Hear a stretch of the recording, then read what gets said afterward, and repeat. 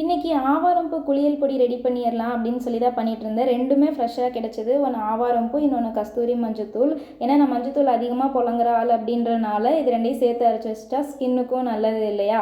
Recent டேஸில் இந்த பூ கிடச்சப்பையும் எனக்கு அந்த இன்சிடென்ட் ஞாபகம் வந்துச்சு. என்னென்னா ஏதாவது நம்ம அமௌண்ட்டு கொடுத்து வாங்கக்கூடிய பொருளாக இருந்தால் நம்ம வாங்கிடலாம். பட் அதே அமௌண்ட் கொடுத்து வாங்க முடியாத பொருளாக இருக்கும், இல்லை தக்க சமயத்தில் அது நமக்கு கிடைக்காம கூட இருக்கலாம், வாங்க முடியாத சூழல் கூட இருக்கலாம் இல்லையா. பட் நம்ம அதை திங்க் பண்ணிகிட்டே இருக்கும்போது, அதுக்காக ஏதோ ஒரு வகையில் நம்ம முயற்சி பண்ணிகிட்டே இருக்கும்போது அந்த பொருளோ இல்லை அது நமக்கு தேவையானதோ நமக்கு கிடச்சிரும்ல. அந்த மாதிரி எனக்கு நடந்த விஷயங்கள் நிறைய இருக்குது. சம்டைம்ஸ் அப்போல்லாம் யோசிச்சுப்போம், இது எப்போ நம்ம யோசிச்சுட்டே இருந்தோம் நம்மக்கிட்ட வந்து சேர்ந்துருச்சே அப்படின்ற மாதிரி இருக்கும். ஆனால் அப்போ அதை பற்றி நான் தெரிஞ்சுக்கிட்டப்போ தான் அது வந்து யூனிவர்ஸ் லாவா. நமக்கு ஒன்று தேவை அப்படின்னா நம்ம அதிகமாக அதை பற்றி ஃபோக்கஸ் பண்ணி அதுக்கான எஃபர்ட் போடும்போது அது நம்மக்கிட்ட கண்டிப்பாக கொண்டு வந்து சேர்த்துருமா. ஸோ ரியலி எனக்கு தெரிஞ்சுக்கிட்டேன் ஏன் ஆவாரம் பூக்கு தங்க புஷ்போன்னு பேர் வந்ததுன்னு. அவ்வளோ பிரைட்டனிங்.